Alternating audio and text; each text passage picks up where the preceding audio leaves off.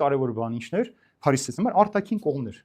Լվացված, մաքուր, սիրուն sense, բայց ներսից նեխած, ասում է վայ ձեզ կեղծավորներիդ, որ գերեզմանի պես, ոնց որ գերեզմաններն եք շատ գեղեցիկ զարդարում, բայց մոռանում եք որ տակը նեխած է, փթած է ոսկորներ են, կամ սուրճի բաժակի պես դուրսը լվանում մաքրում, մեջը սաղ կեղտ է, որովհետեւ սրանց համար այդ ամեն ինչը այդ կեղծավորության արտաքին կողմն է։ Դրա մասը եթե մեկը ներսից նեխած է, իր համար ամեն ինչ բան պիղծ է, մաքուր բան չկա այս կյանքի մեջ։ Ուրեմն ամբողջ խնդիրը այստեղ Պողոս Արաքելում է ցույց տալ, որ մարդու նպատակը սերը պիտի լինի, ոչ թե այս ուտեմ, այս չուտեմ։ Երբ որ ինձ զանգում են ամեն անգամ ասում են կամ գրում են, պահքին ինչ ուտեմ, ինչ չունեմ, ժողովուրդ ջան, պահք ուտելու մասին չի։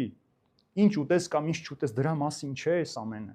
Պահքը ընդհանրապես քեզ զուս պահելն է, ժուշկալություն սովորելն է։ Կարող ես զսպել ուտելիքը, եթե քեզ զսպես այս ուտելիքը չուտես, քեզ կարող ես նաև զսպել մեղք չգործել։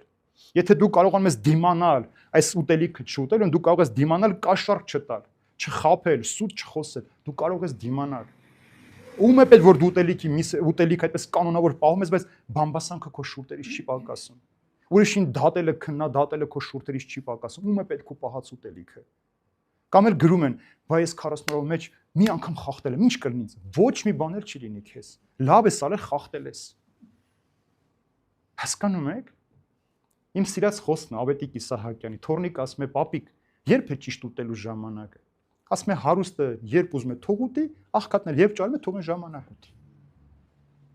Ես ուտելիքով մեր կյանքը հարցը չի լուծվում։ Ժողովուրդ ջան, ուտելիքը կապ չունի մեր փրկության հետ։ Ինչ կուտես կամ ինչ չես ուտի։ Երբ որ դու քո երեխան սոված լինի, ամեն արգելված բանն էլ կբերես կսարքես, որ նա ուտի։ Դա մեղք չի, այլ երբ որ քո երեխային չարություն սովորեցնես, դա է մեղք։ Երբ որ քո երեխային ատելություն սովորեցնես, գողություն այլը սովորեցնել, սա է մեղք։